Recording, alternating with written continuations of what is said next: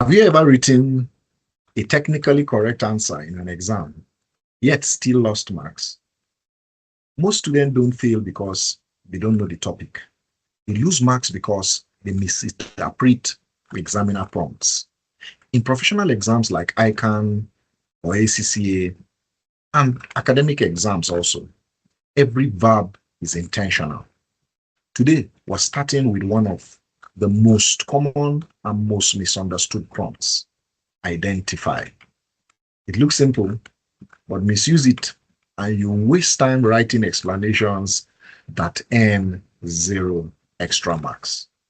In this video, you will learn exactly what the examiner expects when you see the word identify, the common mistakes students make, and how to secure easy marks fast.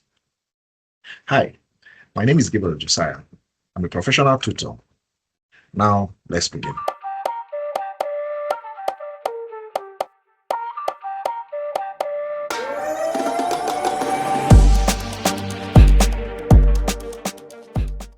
Let's kick off things by looking at the very first word on our screen, identify.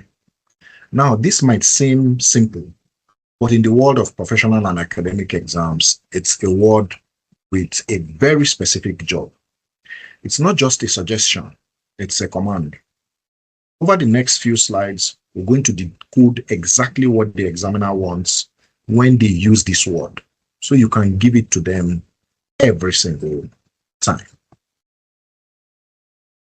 So what does the word identify really mean?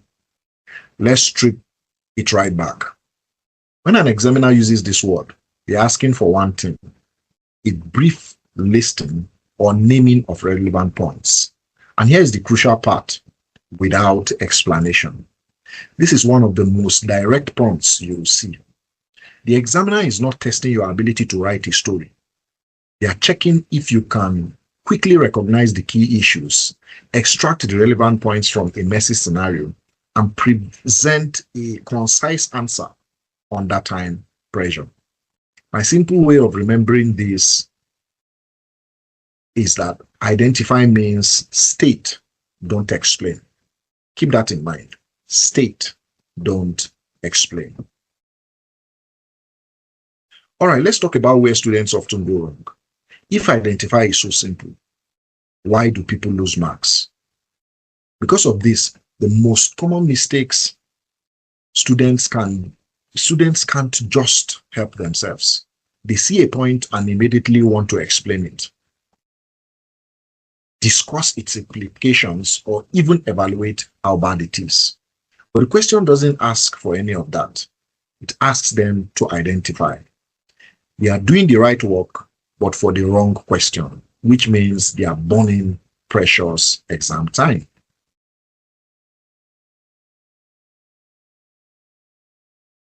Let me give you a concrete example. Imagine the requirement says identify 4 audit risks. The weak approach, which is the common mistake, is to write a long paragraph for each risk.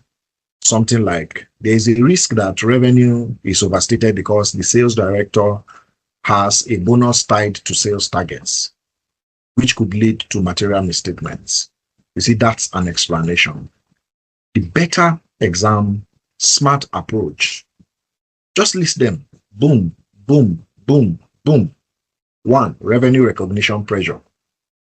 2, lack of segregation of duties. 3, recurring loss or recurring losses. 4, complex IT environment. Direct and to the point. So, why is listing better than explaining? Why is listing better than explaining?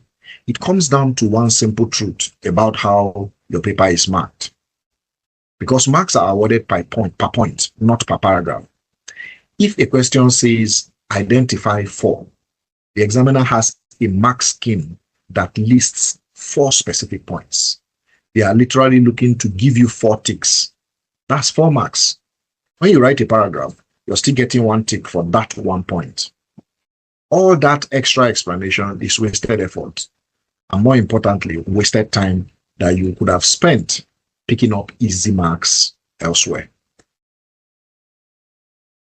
Okay, so how do you make sure you are the top student getting those 4 ticks? It's all about having a simple, repeatable structure. Follow these 3 steps and you won't go wrong. Step 1, scan the scenario for keywords. You're not reading the scenario like a novel. You're hunting. You're looking for clues. What kind of keywords? Think like an examiner. You're looking for financial issues like falling profits or rising debt, control weaknesses, like one person doing everything, compliance problems like a new law they are ignoring, and business risks like a new competitor entering the market. Train your brain to spot those trigger words.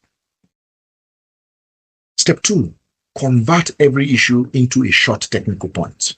This is where you translate the story from the scenario into exam language. The scenario might say, the warehouse manager is responsible for ordering goods, receiving them, and updating the inventory system.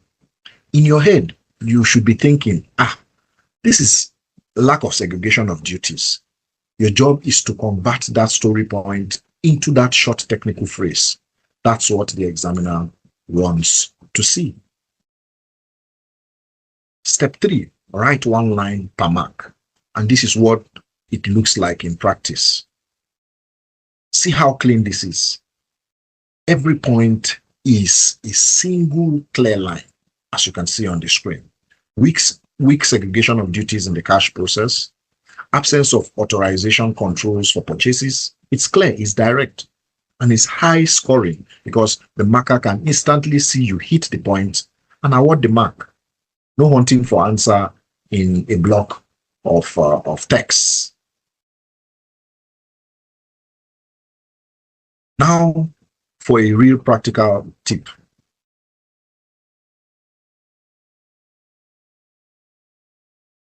This is something you can literally use as a rule in the examination hall anytime you're writing exams. Here it is. If the requirement says identify, keep each point within 1 line. That is it. Use it as a self-check. If you've written a point and it's spilling into a 2nd or 3rd line, stop. Ask yourself, am I explaining? If the answer is yes, you're likely answering the wrong requirement. That little voice in your head telling you to add just 1 more sentence, ignore it. That's the voice of wasted time. And why is this 1 line rule so important? Because professional exams, whether it's ACCA, CPA, ICAN, CIMA, or academics in the university, you see, they all reward 3 things: precision, relevance, and speed, not volume. They don't give out medals for the longest answer. They give marks for the most accurate and concise answer. Remember, you're not being paid by the word here. You're being paid by the correct point. So, where you're going to see this prompt, it pops up all over the place. You frequently see it in questions about audit risks, internal control deficiencies, ethical threats, business risk, and financial reporting issues. Now, the good news is, these are what I like to call easy marks. The examiner is practically giving them away. They are telling you exactly what format the answer should be in. All you have to do is follow the instructions and list the points.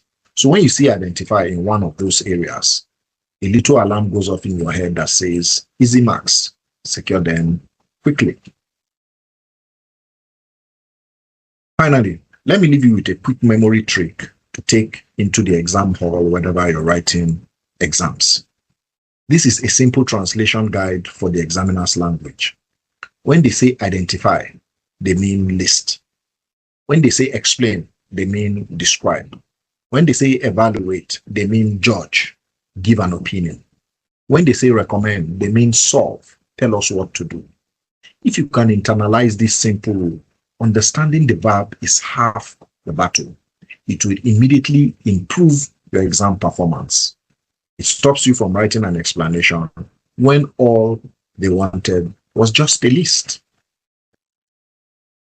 Mastering examiner prompts is one of the fastest ways to improve your professional and academic exam scores.